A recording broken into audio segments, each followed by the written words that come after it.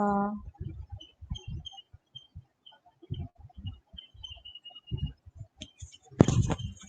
Hello. Is my PPT visible to you? Ma'am, PPT is not visible, but your screen is visible. Screen is visible. Okay, okay.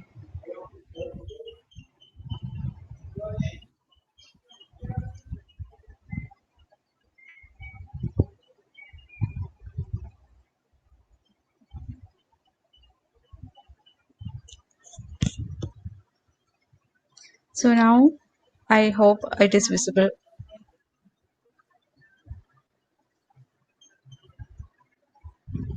Can anyone respond, please? Is my PPT visible right now? Yeah, ma'am, it's visible. Okay, okay, okay. Thank you. Okay, so I am Sitara K. I will be covering this topic today, Introduction to Ad Hoc Networks. So in this class, we'll be covering some basics on ad hoc networks. What do you mean by ad hoc networks? How the packets is transmitted, how a device will be linking with other devices. So such things will be discussed for today's session. Then I am handling 5 sessions for this particular training program. So tomorrow we will be having an extension of these topics. We'll be discussing advanced topics of this. But the uh, for the my third and fourth talk, it is on UAV networks. So most probably I'll be starting that topic from tomorrow onwards. So this also from the basics for that UAV networks. Okay, so this is the topics that I will be covering this session. So this forms the very basic of the advanced topics in ad hoc network communication. Okay. So for the time being, I'll be switching my video off because both video and the slide, I don't know whether it will support from my side. So while discussing the slides, I will be turning off my video. I hope it will be okay for you participants.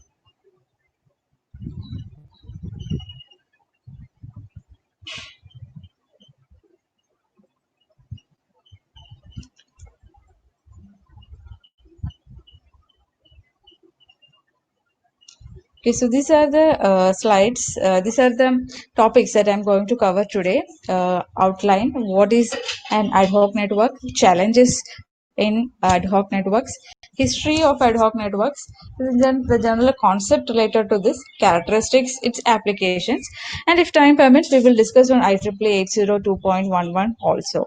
Okay. So coming to the first slide, types of wireless networks. So you might have studied computer networks as part of your curriculum.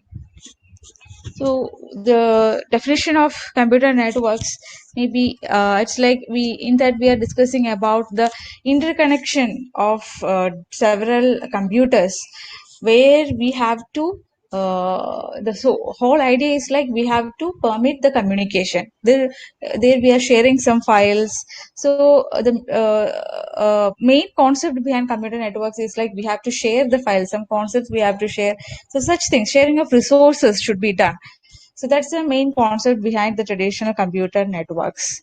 So when we are doing that, at that time we were taking care of things like the communication medium should be kept in such a way that it should support the required bandwidth, then sharing of available resources, improved reliability of services, cost effectiveness. So these are some of the aspects that we were interested in the earlier computer network scenario. But coming to here, when we see that in wireless communication network, so here the medium of communication is wireless, which means will be using some electromagnetic radiations for the communication. So here you can see some types of networks are shown in this screen. So first one I have drawn like infrastructure network. So this is the infrastructure network. Then you can see some ad hoc networks separately. So can you see any difference between these infrastructure network and ad hoc networks? So participants can unmute and you can say, or you can either put it in the chat. Is there any difference in this slide? Are you seeing any difference between infrastructure network and ad hoc network? Anybody?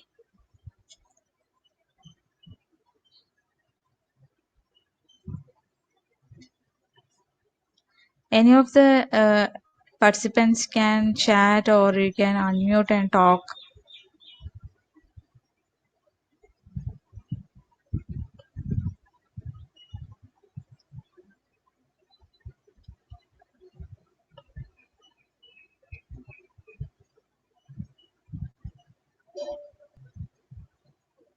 Sir, is the participants have this chat facility, and are they able to unmute themselves for talking? Ma'am, ma'am, Yes. it's only a chat facility. Okay, chat facility. Okay.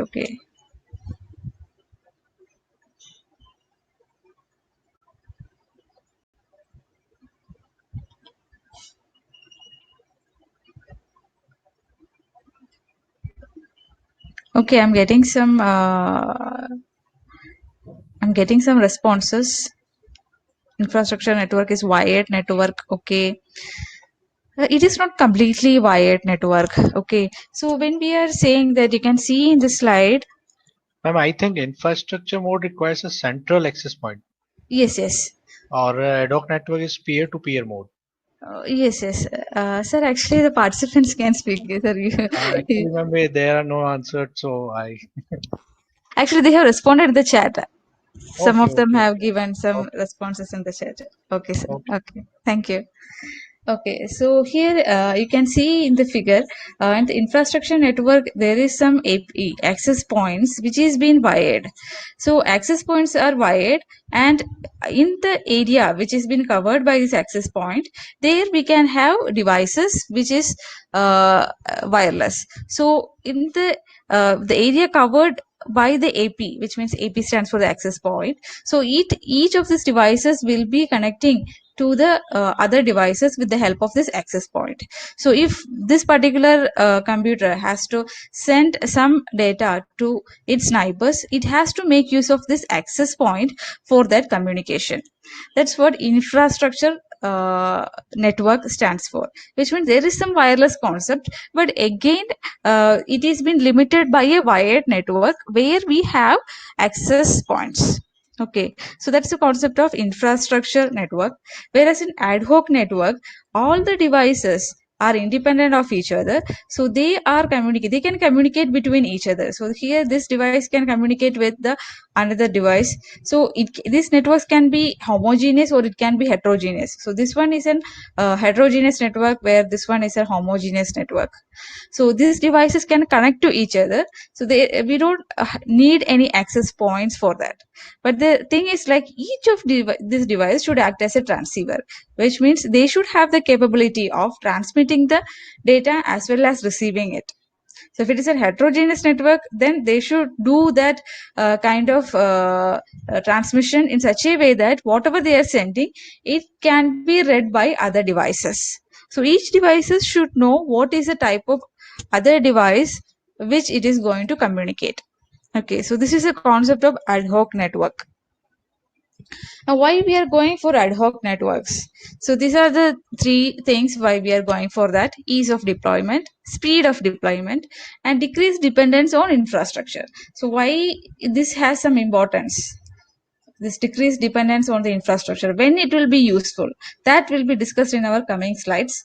Ease of deployment, that's also very much relevant, corresponding to the applications, and it's very easy to deploy also. So these are the things that we were discussing in the first slide. What is an ad hoc network? Network without any base station, which means it is infrastructureless framework for sending or receiving the information. It can be multi-hop or single hop. Then it's a collection of two or more devices equipped with wireless communication and network capability. So that I told, they will be exchanging the packets with the help of radio waves. Then supports anytime and anywhere computing. So you don't have to worry about the access points. You can do it anywhere and anytime. So each device should be equipped with the corresponding features so that it can do the computation. And next point also we discussed heterogeneous and homogeneous. So heterogeneous, this is the heterogeneous, this is the homogeneous. So different types of devices will be there in heterogeneous, whereas in homogeneous all devices are of same type.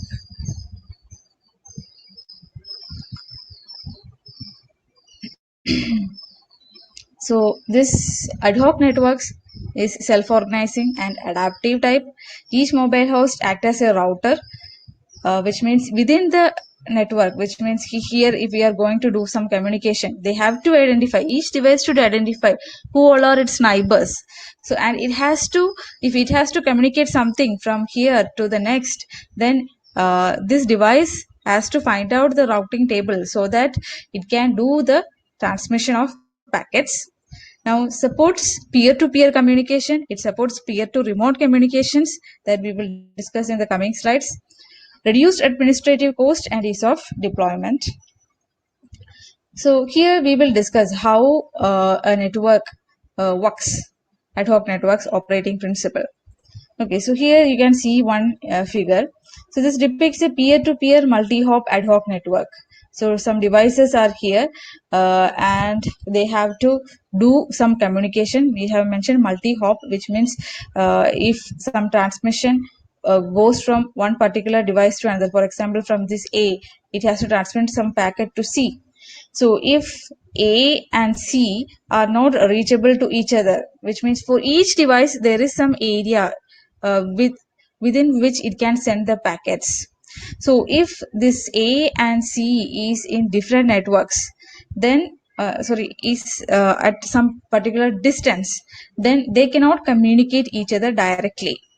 Whereas this A can communicate to its immediate neighbors. This B and D are immediate neighbors. So if it wants to send a packet to C, it can send the packet either through B or it can send the packet from A, D, E and C. So this way we can do the communication. That's why we are mentioning it as multi-hop. The single hop, the communication between A and B is single hop, whereas the communication between A and C is multi-hop. So mobile node A can communicate directly with B when the channel is available. So this is another constraint that we have to check whether the channel is available, which means if when A wants to send a packet to B, at that time the medium of A should be free. Then only it can accept the packet from A. Otherwise what happens is collision. So you might have studied CSMA, carrier sense multiple access, such kinds of it will check whether the medium is free or not. If it is already been used by some others, then if you are putting the data at that time, data collision will happen, so we cannot take the data properly. So such things should be avoided. Now if the channel is not available, for example, so this is what one example is been discussed here. So if A wants to send packet to C, if B is free, then it can send packet through B. A, the packet goes to B, then from B it goes to C. But if this medium, if B is communicating with some other devices, if it is not free, then I can use D for sending the packet via E. So for multi-hop communication, the intermediate nodes should route the packets. That is, they should act as a router. So each device itself will act as a router in here. There is no separate routers available like the traditional computer networks. It is a job of each and every devices in the ad hoc network to do the routing. Now coming to here, so bringing up ad hoc networks. So ad hoc networks begin with at least two nodes broadcasting the presence with their respective address. So this way of broadcasting their presence is called beaconing. So here they will send some messages like once a device comes to a new area, it will send out some packets saying that I am new in this area, so it will broadcast its physical addresses, its logical address, so that other devices can update their routing table. It will help the communication, to and fro communications, with the help of the new devices which is being added to the ad hoc network. So that process is called beaconing. They may include their location info if GPS is equipped. So if nowadays all devices are equipped with GPS, so in this beaconing packets, it will also include its GPS coordinates. So these beginning messages are control messages. So if A is available to establish a direct communication with B, it verified by appropriate control messages between them. So A will send a message indicating its presence. So B can receive that message. After getting the message, B will check whether it has to include this newly arrived device or not. Based on its decision, it will send the packet back to A, indicating its willingness, whether it is adding A to its routing table or not. So such things will be done. That's the first process in the ad hoc network. Now, imagine this third network C is coming. So when a node C is coming to the scenario, then C will send the packets. So that packets when be received by B, that packets can also be received by A. So now these two devices can update their constraints. Like A can think whether it should add C as a direct single hop machine, or it should add as a multi hop. So such things will be decided with the help of signal strength. If you're having enough signal strength, then they may go for the single hop. Otherwise, it will go for the multi hop scenario. So for this, we will follow some topologies. So we can see like this is one such thing. So one device A is there, another B, and next one is C. So A and B are already connected to each other with their topology update scenario. Now when a third device, for example if this is C, when it comes to the network, it will send the packets to nearby devices. So here the packet is being received by B. So once it gets this information, the topology is executed, the routing table of B will be updated, so that it will say that any machine can communicate to C through B. So this updated information will be also sent to A, so that A can update the terminology. So A can update information that one new node C is there in this ad hoc network, which can be reached through B. Okay, so this kind of topology information is sent between the devices so that they can communicate with each other. So these things is been listed out in here. First B and C will communicate, then B will update the information to A. So then B and C again confirming that A and C both can reach each other via B. Okay, so first communication is established between B and C. Then after updating this tables in B and C, those information is updated to the surrounding devices. So here only one device is mentioned, which is A.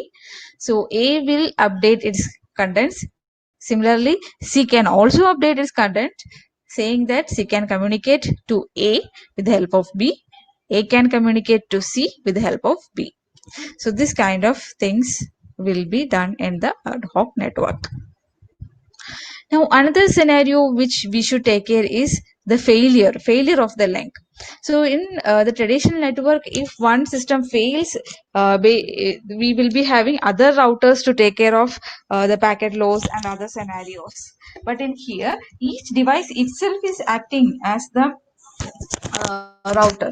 So when one device is failed, so what will happen to the system? Which all devices should update their routing table? So such things are discussed in here. So here the link between B and C is being lost. So now we can see mobility of nodes may cause link breakage. So assuming link between B and C breaks, node A and C are still reachable via D and E. So this link only is been broken. So the link between B and C is broken. Something happened. Maybe C has taken moved away, so that B is not, we cannot reach C at the current time. Okay, so when such things happen, how can we this A, how can A still communicate with C? That's what we are going to discuss.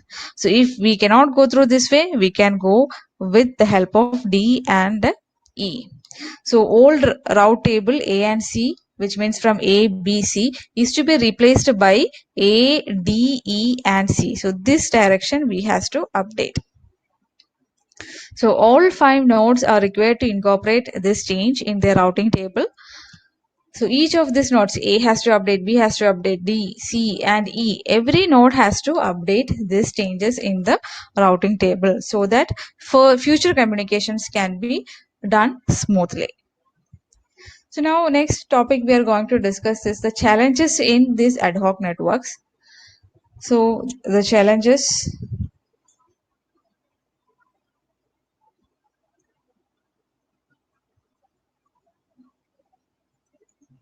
Okay, so in the challenges, these are the challenges facing that we are going to face. One thing is the traffic, the problem related to traffic. So traffic characteristics may differ in different ad hoc networks. So it may affect the bitrate, timeliness constraints, reliability constraints. So timeliness, which means if we are going to send the packets by multi-hop, how many intermediate devices will come into play? So when a number of devices increases, at that time the time taken to send the packet, time taken to receive the packet will also increase. Now reliability constraint. See, we in ad hoc networks, each devices can move in their each device has the freedom of movement. So when a device moves out of the ad hoc network, it will affect the reliability, which means the packet has been already sent, assuming that a particular device is present in the ad hoc network. But if it moves away from the network, then such packet will be lost. So we have to take care of such situations. That's why reliability is one thing that we should take care of. Next thing is how to send the packet. We should go for a unicast, multicast or geocast. So unicast means the particular receiver only has to open the packets. Multicast means we are sending the packets to all the devices. And geocast, it is related with the geographical area of the devices. So we will send the packet in such a way that in with the geographical coordinates. So all those devices in that particular area can view the packets, can receive the packets. Now host based addressing, content based addressing or capability based addressing, which kind of addressing has to be used? So all of these things has to be taken care of. Now another thing is like this ad hoc network can be also part of the infrastructure based network. So when we discuss with this traffic profile, see when two devices are communicating with each other, then we see it as peer-to-peer communication. So one device A is communicating with another device B. So these two devices can communicate at a time when they both are free, both their medium is free, which means the packet will be, there is traffic at some particular point of time. Okay, and afterwards they both can make their medium free. Now, if it is remote to remote communications, migrating, which means some mobile host is migrating and communicating in groups. So here it is like one device is communicating with multiple devices. So at times this network packets will be available in the medium. It is been sent by multiple devices. So based on the time duration of this will be much higher than that of the peer-to-peer communication. Now, last one is a hybrid communication. So here, some devices are moving outside, some devices are moving in. So in this case, whenever those devices are available, these communications will take place. So that's why you can see like some spikes in between. Alternate, there is some spikes. At some time there is a peak in network traffic, and at some time there is no traffic at all. Again, there is some peak in the network traffic. Again, there is no communication at all. So these are the different types of network traffics which we can expect in the ad hoc networks.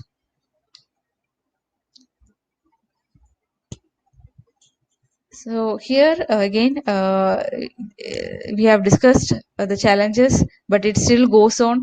So the other problems are like host is no longer an end system, which means in traditional computer network, the only thing is like when the packet is received by the system, it will just check whether the IP address mentioned in that is corresponding to the particular system. If it is so, it will open the packet and it will read it. That's the only thing it has to do.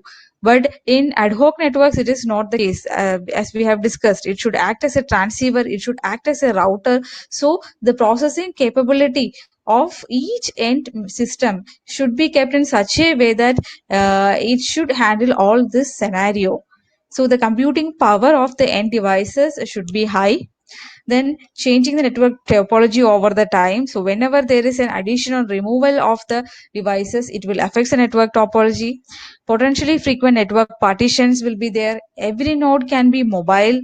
Limited power capacity. See, we are using mobile devices. So mobile devices means laptops, your mobile phones, or tablets, or anything of such kind of thing. So each of that has a battery life. So when we are giving computation to these devices, it will affect the power consumption of the device.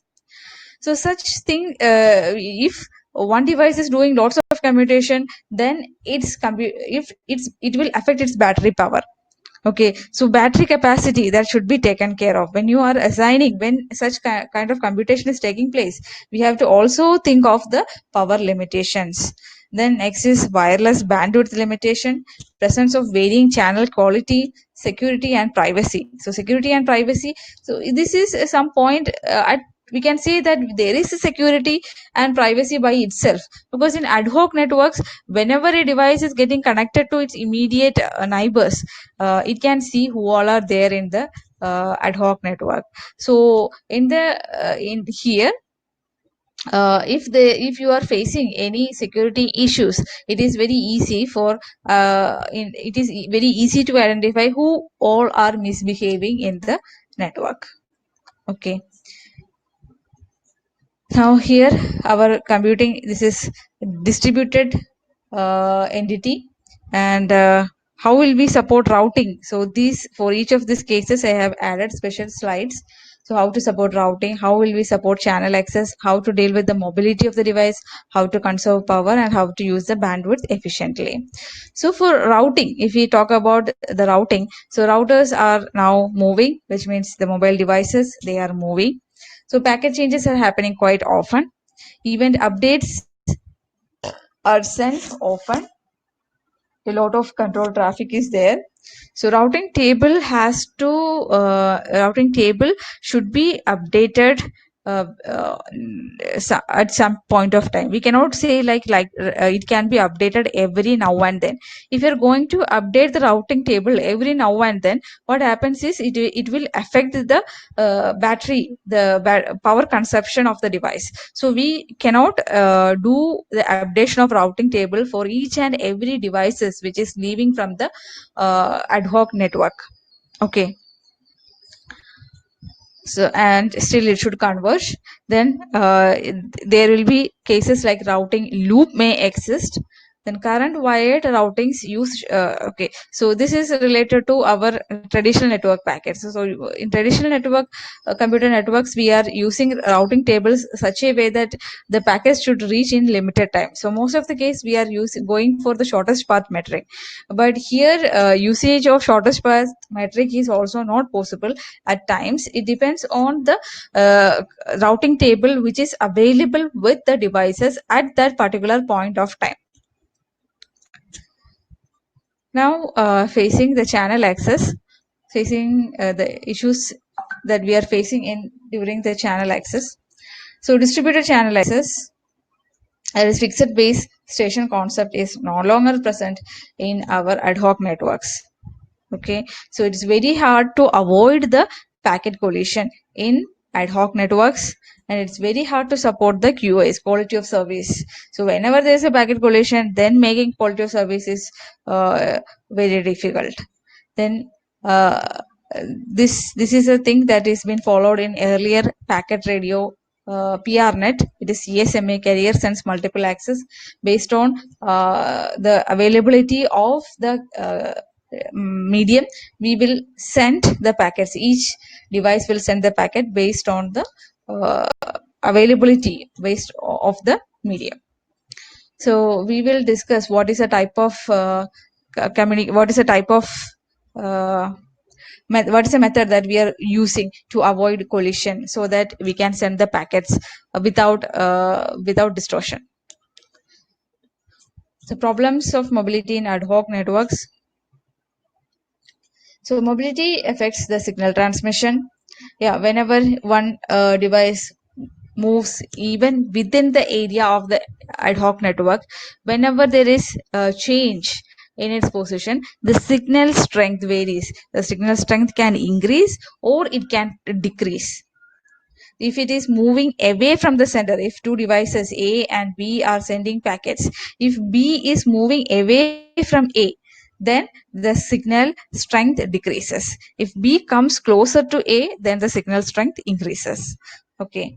So mobility affects the channel access also, which means when the distance increases, at that time the packet sent by A has to reach B. So in between, some other device may think that the channel of B is free and it may occupy the channel of B. So it affects the channel access. Then mobility affects routing. So mobility induced route challenges are there. We will discuss mobility modes in the tomorrow's session, okay, in ad hoc networks.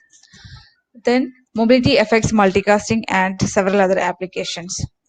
So in here, so mobility patterns will be patterns may be different. See, for example, means based on the application, the mobility of the devices varies. For example, if people sitting on the airport lounge, so the mobility of the people is restricted within the premise of the airport. So in that case, we can say that anyway, if a device moves from one place to another, it is still within the area.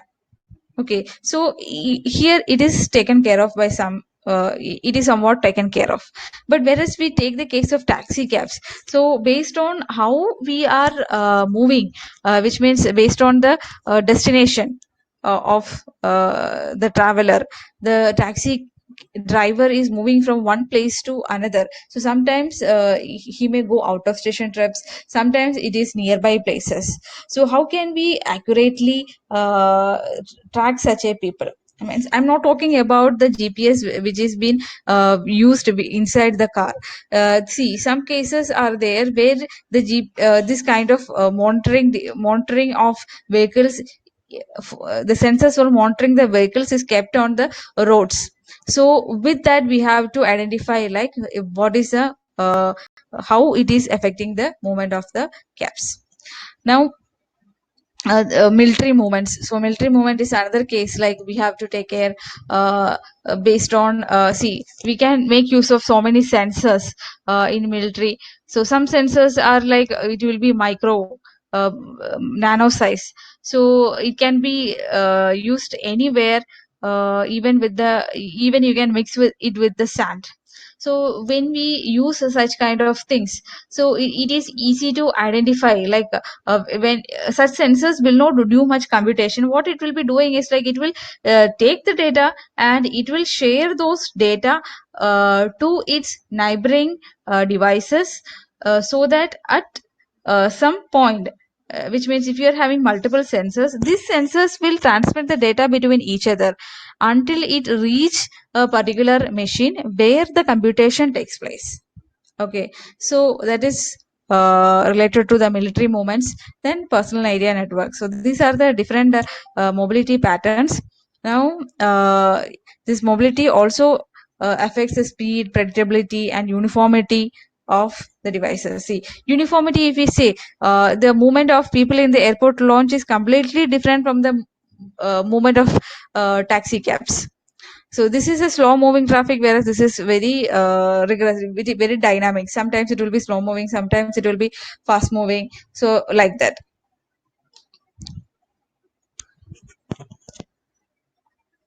So now coming to the topic of power consumption.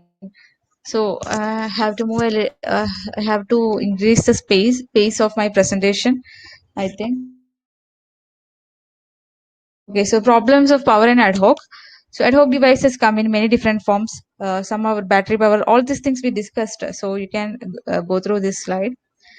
Uh, so the main thing is like research. We have to do some research on various aspects of this ad hoc networks. It is still not completely deployed, which means it is being used, but still there are so many areas where research has to be done. For example, if you see the power consumption of the devices, earlier when first time this smartphones are introduced, at that time if we are using the if you are using a smartphone with the internet connectivity, the battery consumption is so huge that within 3 hours or 4 hours our system will die, which means your smartphone will die because the power is completely utilized.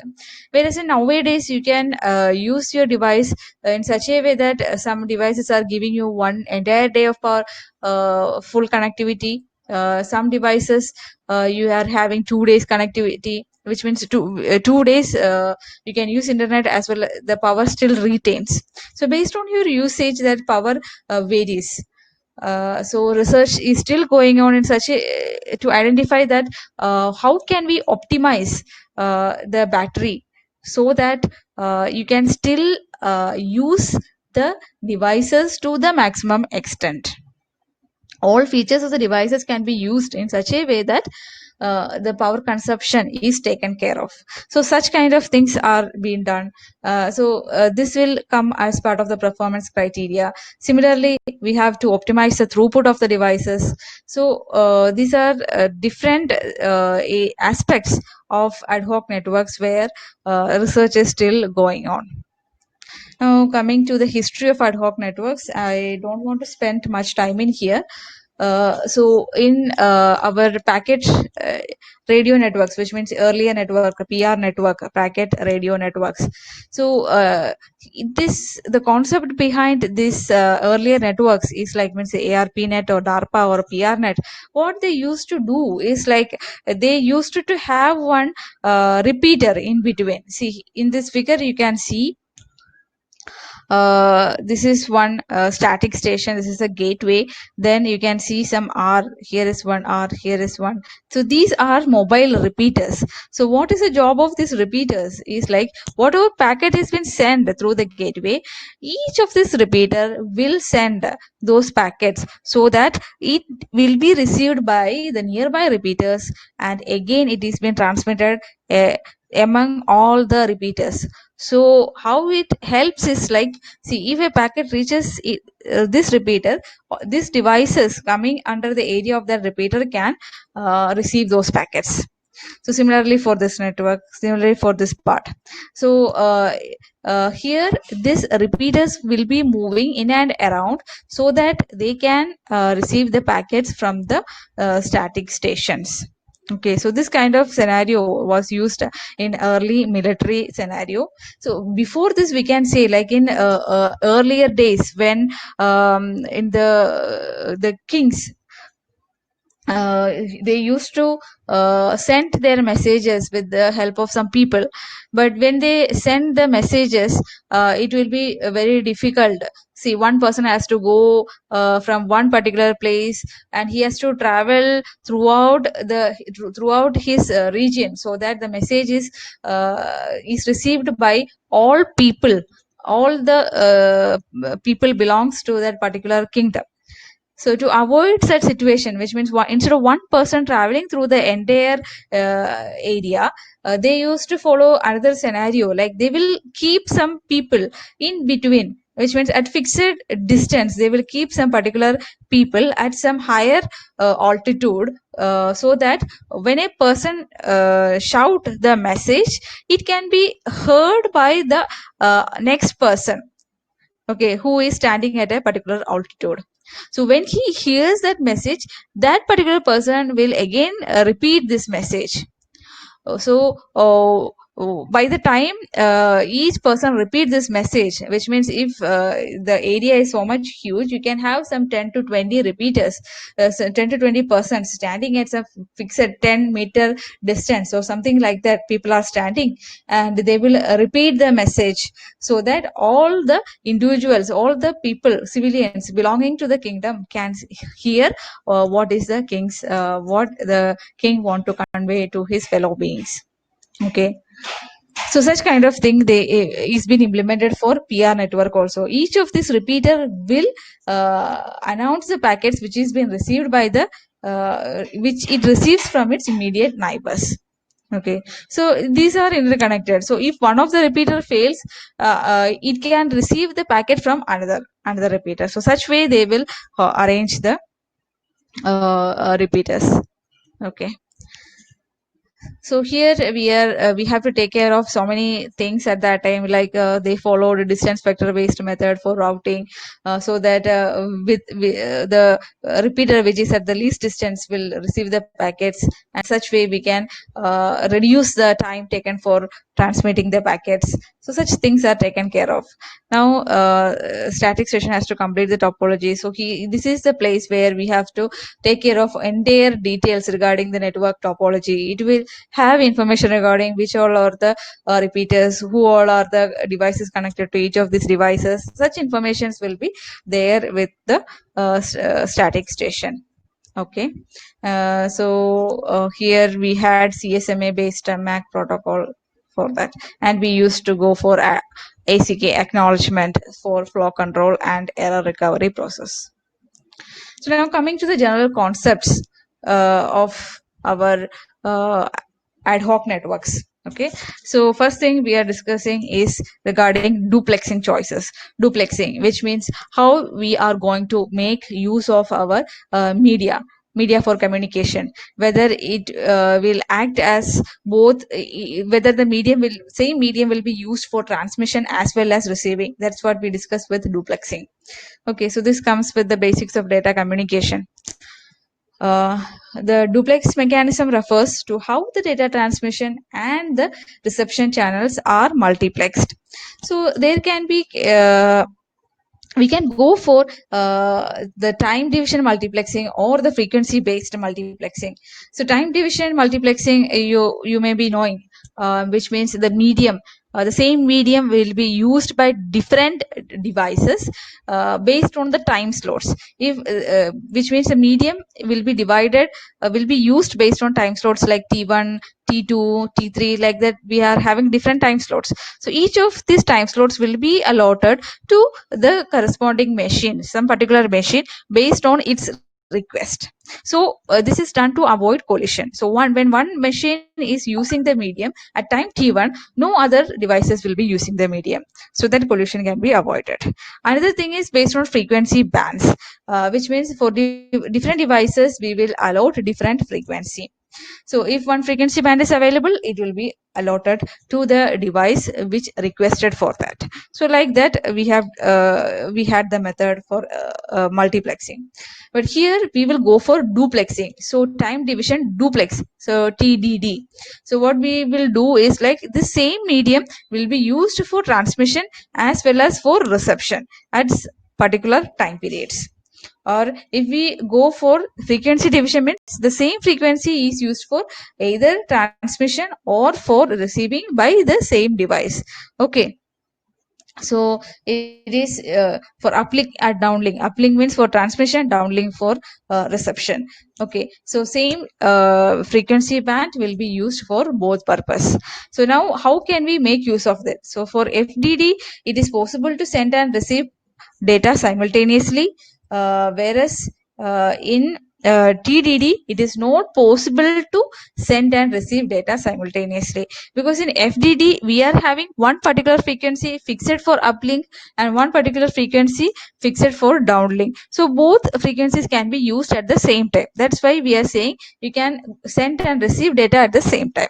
Whereas in TDD, it is not possible to do like that, because same frequency is being used, and this frequency at one particular time we will use this frequency for sending the packets, and one time slot we will use it for receiving the packets. Okay, so there is no change in the frequency, but based on the time we have to decide for what purpose we have to use that. Okay, now next is the general concepts continues. So here we discuss the distributed wireless network. So ad hoc networks falls in this category, which means distributed category, which means we don't have an infrastructure for doing the computation. If we are having the infrastructure for doing the computation, it is a centralized thing. But here each device is doing the computation, so it is a distributed wireless network. Okay, so wireless nodes communicating with each other without any fixed infrastructure. So terminals can interact with each other either using the RF radio frequency waves, or they can using the communicate using the infrared waves. But infrared, if you are using, then it should be point to point communication, so it has such limitations if you are going for infrared. All data communication and reception in the same frequency band. So there is no special node to do the frequency translation. Each device is acting as a transceiver. So most of the cases, everybody will be using the same frequency band. And all ad hoc networks operate in the TDD mode. Okay, so it is time-based communication. No centralized control for managing the network. So if there is node failures, then each device has to update the routing table as and when it is necessary.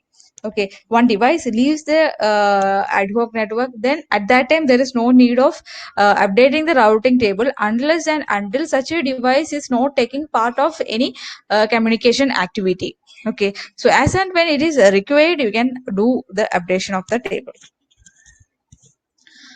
Now, related to the network architecture itself, so cellular networks, earlier cellular networks also falling under this category. But even if we say like earlier cellular networks falls under the centralized wireless category, because we are for earlier cellular networks we were having base stations, BS, for each mobile devices were connected to antenna like this. So whatever communication or whatever computation has to be taken, each mobile device will send its data to the antenna, which is a base station where the computation will take place. So routing and all the things were taken care by the base station at that time. Okay, but coming to the ad hoc networks, we cannot use this scenario. Now, so wireless communication with each other. So these things I have just now indicated. So in this case, base station acts as interface for the wireline networks, and downlink is broadcast. So whenever any data is sent from the base station to the mobile devices, this will broadcast information. So each mobile devices will be getting the data, but the corresponding device with the ID for the device, which means a logical address, based on that it will open the packets and see and respond to the information received from the base station.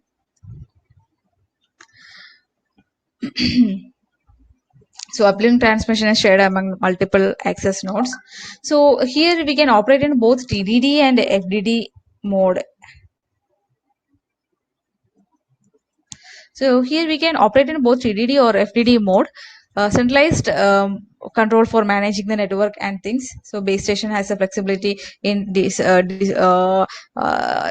has a flexibility in allotting the media, which means it can identify like when the medium is congested. In such cases, it will take care of things like in earlier days when you make phone calls. You can see like now also when you make phone calls. So if there is so much of traffic come to one particular area where the base station cannot hold that much of traffic, then you may get the busy tone instead of getting connected to the receiver.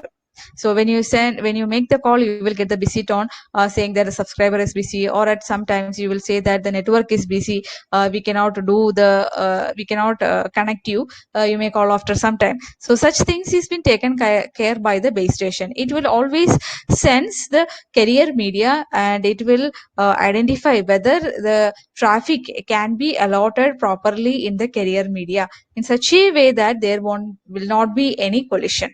Okay, but still if you use BSNL, you can see like at times when you make calls, you will be talking to your friend, but in between you may hear some other people's conversation. So that conversation is coming because of this problem. Like they had to follow a time based slot, but because of the congestion in the network, because of the unavailability of the frequency bands, this time slots overlaps. So that's why we are hearing the sound from different people. Okay. So this is what we discussed just now based on the slots. So we will be allotting the things based on the slots, and they have to take care. Okay, so I'm going to the next topic, characteristics of the ad hoc networks. So these are the characteristics of the ad hoc network. Nodes are connected through a wireless link. Each of the nodes act as router. So we discussed each of these points in the previous slides. Network last excuse me, sorry. The network lacks infrastructure, leading to decentralized administration. The network is less cost effective due to the lack of infrastructure, and it can be easily set up anywhere even when there is no internet. See, we will see this particular point in our application. Okay, then the network topology is dynamic in nature, more vulnerable to attacks when compared to the wired network, because here we don't have any firewall or any such things. So to take care of you people, which means if there is an attack, you have to suffer that. There is no security constraints or rules written so that attacks can be prevented. They are capable of being multi-hopped when the intended nodes goes out of range of the network.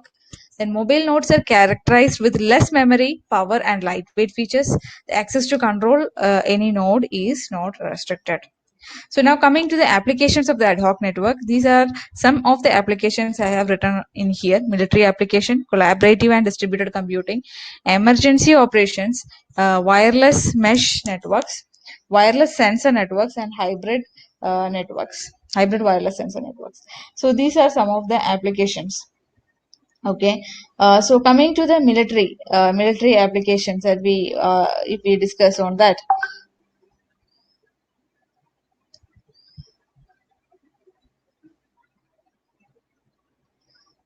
Okay, so so if we discuss on the military applications, so there are we use this for to identify means like most of the cases we will deploy sensors. So these sensors we can use it in such a way that we want to know like any people are crossing the borders, any invaders at the borders. So if that is the case, the sensors has to be active at that particular time, and it has to convey this information to its nearest sensors till it reaches the concerned people. Okay, so that is one aspect of our military application. So sensors will be deployed at some particular points, each geographical area. Once some sensors will be deployed, so each of them will be monitoring, and when it identify the things, which means the response should be spontaneous. See, when invaders are coming at the borders, it's not like every now and then some people are coming. It will happen. It is a rare case. At some time it will happen, but sometime it will not happen. So whenever it happens, at that time it should send the information spontaneously. So that we will that has to be taken care of. And uh, then another thing is like we use this for communication between the soldiers. So when you are using this for communication between the soldiers, then we should have a secure communication at that time, because eavesdropping is not allowed. If eavesdropping happens, then it will affect the purpose, it will defeat the purpose. Okay. Because the intruders can know what the soldiers are about to do, so it will defeat the purpose, especially in at times of war. So next is the collaborative and distributed computing. So collaborative and distributed computing is for the requirement. It is a temporary requirement mostly, which means, for example, if there's a conference, so many people are gathering for that conference at one particular time, and you have to share the files, you have to share the video recordings, you have to share some specific forms. All those things has to be shared. So these people are at coming from different places. We may not be having the phone numbers or such things of the people. So if we wanted to establish a network for this file sharing, we can do with the ad hoc networks. Then in this case, we don't have to worry about any security aspects, because the intention is different. It is just for sharing the files. So we don't have to worry about the security. Next is emergency operation. So emergency operation is the main application of ad hoc networks nowadays. For example, if there is a natural calamity, so when a natural calamity like flood or earthquake or something like of such sort is happening, then we don't have any internet connectivity at that time. You cannot say like we can contact each other through WhatsApp or any such things, because there is no there is no network connectivity. Okay. The antenna, everything, the tower, everything will be destroyed. So in such cases, we have to immediately set up an ad hoc network in such a way that all the people who are willing to help, they have come to a particular area, and they should be provided with some devices so that they can communicate with each other. So these people will be working in some specific area, and in that specific area we have to set up this ad hoc network, so that in such a way that they can communicate each other. So in this scenario, like see, if there is an earthquake or if there is a flood, in that case you cannot go for an infrastructure based wireless networks, or you cannot go for the traditional computer networks, or you cannot say that we can go with WhatsApp or any of the latest communications. So in such cases, we have to go for the ad hoc networks itself. Okay. Then and we have to in that this is very much relevant, so that they can send and send their updates between each other. Like if you saw a person who requests help, so the person identifying this has to communicate this information immediately to his neighbors. So similar, next is wireless mesh networks. So wireless mesh networks is formed to provide an alternate communication infrastructure, okay, for mobile or fixed networks. So here it is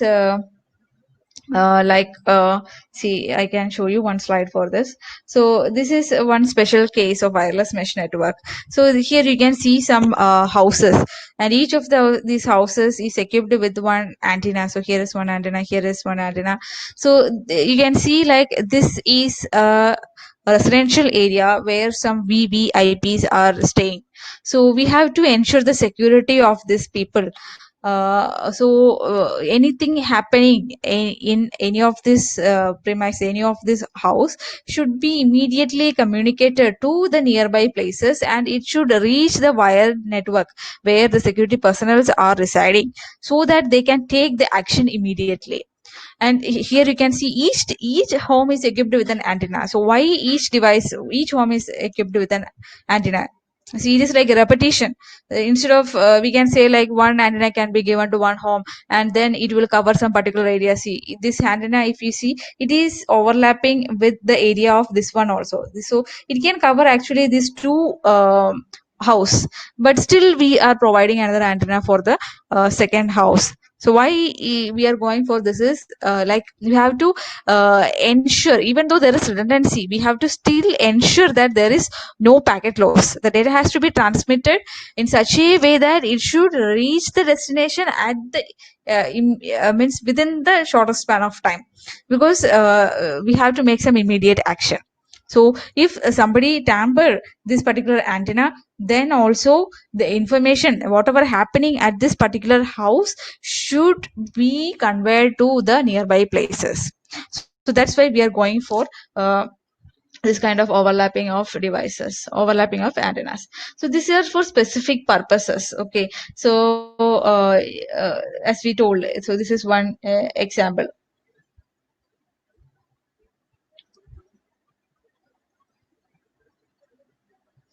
So next one is the wireless sensor networks.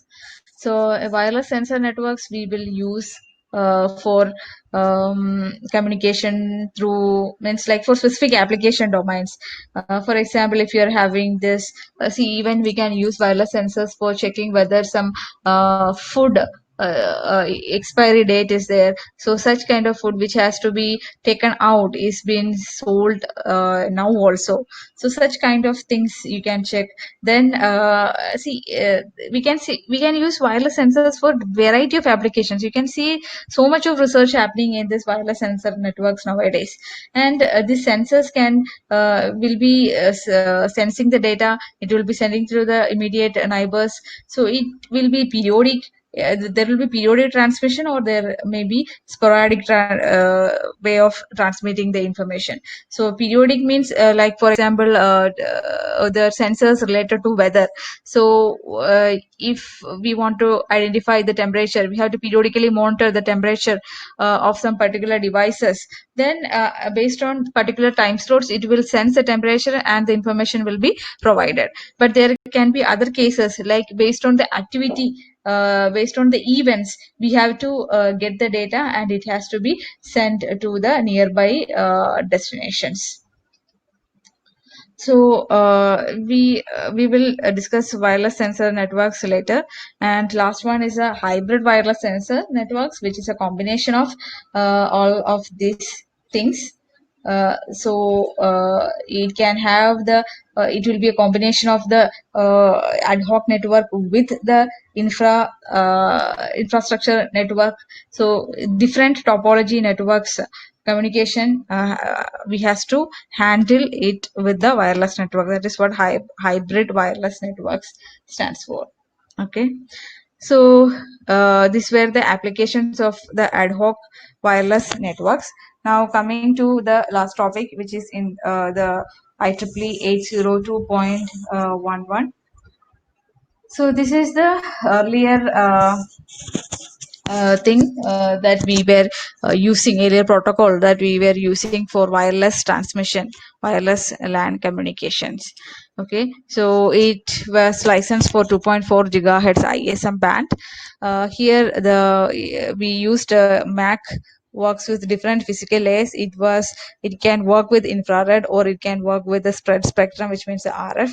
Then it was compatible with 802.x standard. So which means this wireless scenario can be connected with the Ethernet, which means the infrastructure related network that I am talking about the first slide. So some devices are wireless, whereas some devices are connected. So the access points are connected to each other, which may follow the Ethernet 802.3, and the wireless devices has to communicate with the Ethernet in that case. So data rates at that time was 1 mega bits per second or 2 megabits per second. Then so it supports a real time as well as non-real time applications. Then has features for power management to save the battery. Okay, so coming to the details. So here you can see one diagram.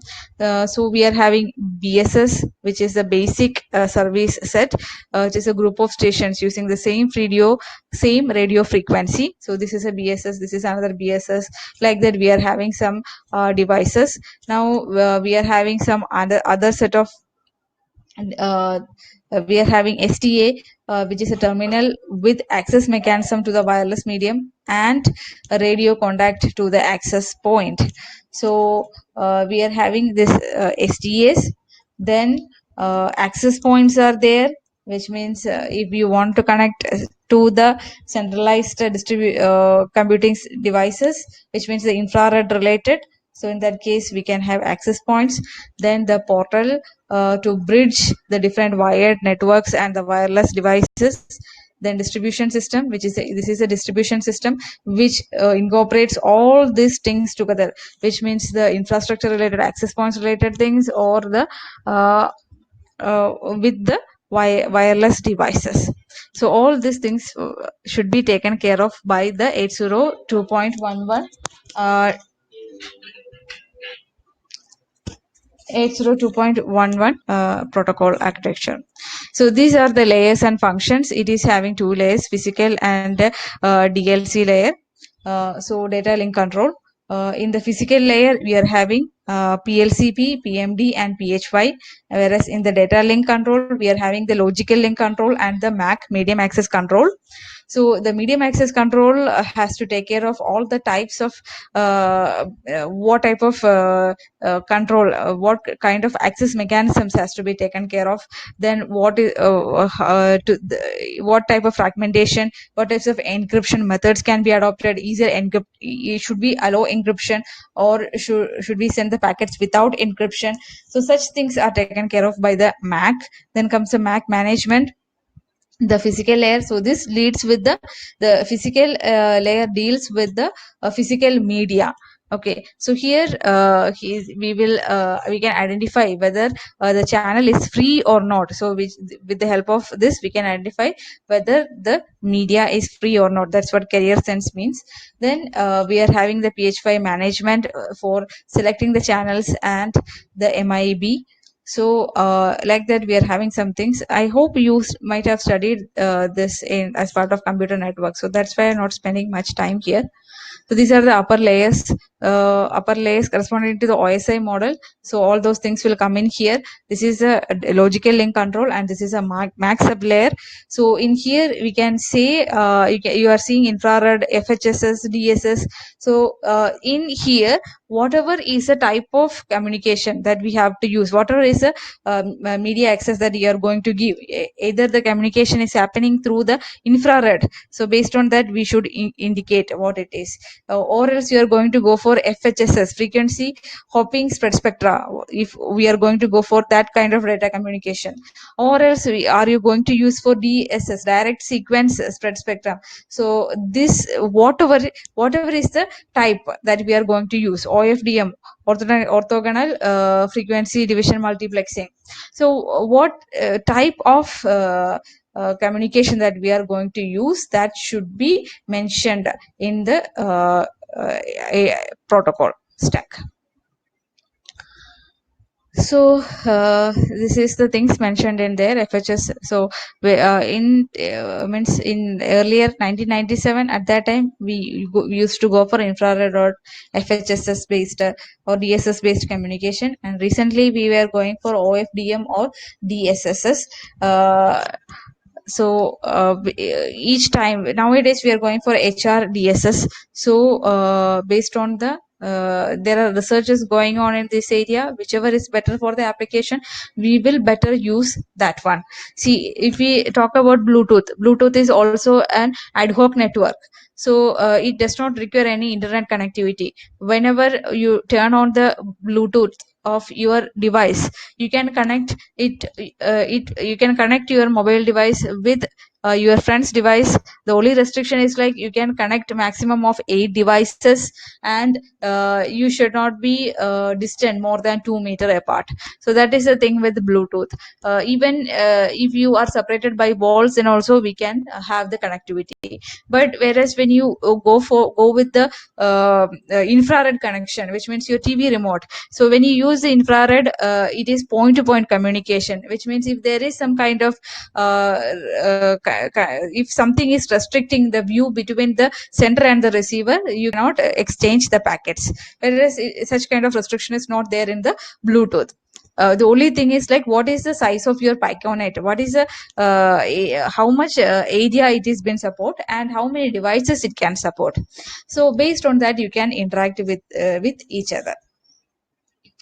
Okay, these are some varieties, variants of 802.11. So this is 802.11a. So in this we use OFDM based communication, and it can deliver up to 54 megabits per second. So 52 frequency bands can be used, and this OFDM is different from our CDMA and FHSS. Okay, so another version is 802.11b. It is HRDSS based spectrum, which means high rate data transmission is been allowed. And this one is again another version. It is 802.11g. It is an enhanced version of our 802.11a. So you can go through those slides and see the contents. So Okay, so these are the packet format for our 802.11 protocol stack. So we can see there is some synchronization bits. This forms the preamble, synchronization and SFD, start frame delimiter. So which means we can send the packets. So when you send the packets, the receiver has to uh, uh, group the packets together so that it can identify what is a message which is being sent. So this preamble will help them in synchronizing, which means which packet has to be kept after the next. So this is an ad hoc network. So when we send the packets, sometimes the packets may not reach in the correct order. It instead it will see, if you are sending 5 packets, first 2 packets may reach, then the instead of receiving the third packet, the next packet received will be the fourth one. So and afterwards 5 may come, then comes the 3. So 1 2 4 5. So this 3 has to come in between. Okay, but due to some problem with the media, this third packet is been delayed. So such cases, the receiver has to identify and arrange the packets in such a way that it should be in synchronized. So this part will help for that. Then comes the PLCP header. So this will help you in identifying the sender and receiver and signal strength field, all those things. Next comes the payload. So payload is a place where we are keeping the data bits. Okay, and these are some error correction mechanisms. So CRC is error correction mechanism that is being used for identifying whether the packet has been received in the proper way, or some data is been altered, such things. Okay, and this is the DSSS packet format. So same thing, the difference is with the synchronization bits. Here it is 80 bits for synchronization, whereas here you can see that there is 128 bits for the synchronization. Then all other things are almost the same. Okay, so these are the references I used for preparing this talk. So tomorrow we will discuss the remaining topics of this ad hoc networks, as well as I will be starting the UAV, so unmanned aerial vehicle networks. Okay, so those topic will be also I will start that topic also from tomorrow onwards. According to schedule, I have to start from day after tomorrow, but we have to cover so much of topics in UAV which cannot be discussed in 2 hours. So most probably I will start the topics on UAV from tomorrow. So if you are having any doubts, you can ask in the chat, or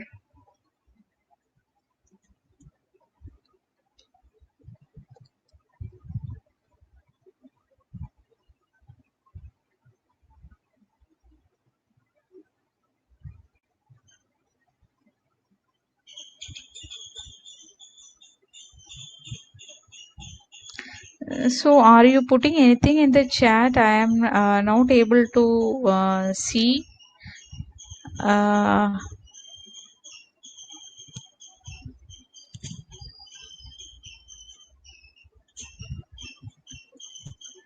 Tripati Pala. Actually, he has asked to explain something.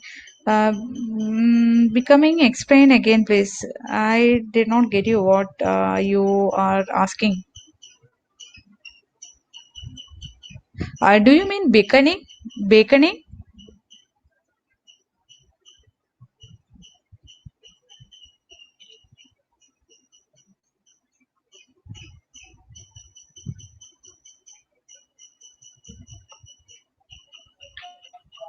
Ma'am, one question from our participant Bhupendra Joshi. Okay. LAN working over 2.4 gigahertz on that frequency Bluetooth also works. So there can be interruption between data transmission. Yeah, there will be If yes, interruption in the data transmission. how it will go? Sir, sir, there is some sound break in between. Can you come again once?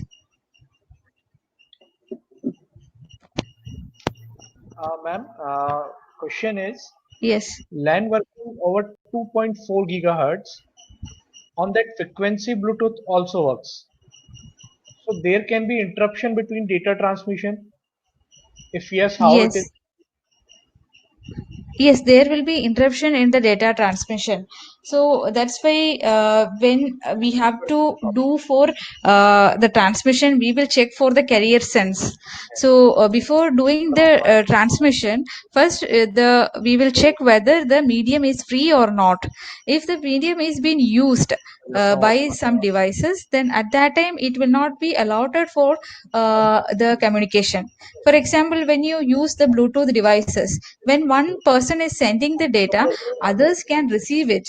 But at the same time, you cannot share the data with others.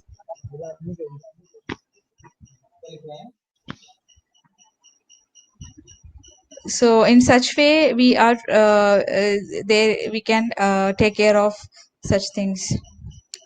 Then I find one more chat question from Tripati Bala.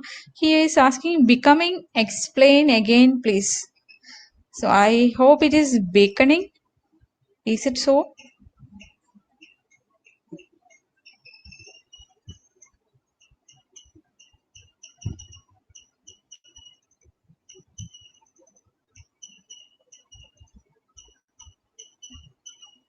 Okay, so did I answer your query? Yeah, ma'am. Okay, so if Tripathi's question is on baconing, then see, baconing is for it's like advertising your presence when you go to a new area. So that's what beginning stands for. For example, if I am moving from one place to another, for example, if I'm moving from Delhi, I am moving from Delhi to Kolkata. Then once I reach Kolkata, I have to switch on my mobile phone, and while when I switch on the phone, you should get the range so that you can make the phone calls and things. So when you switch on, then after some time you will get the message that this tower is available, so welcome to Kolkata, like that some message you will get. So that is part of our beaconing. So once you receive and once you reach some place, when you switch on the machine, it will broadcast a message announcing its presence in that area. So the nearby devices which is receiving this message will take that message and it will act accordingly. So based on the responses the device gets, it can interact with other devices in the area.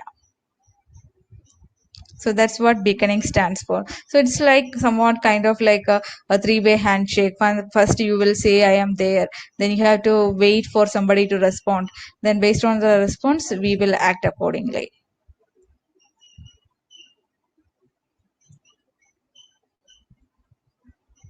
So are there any other questions or shall we wind up?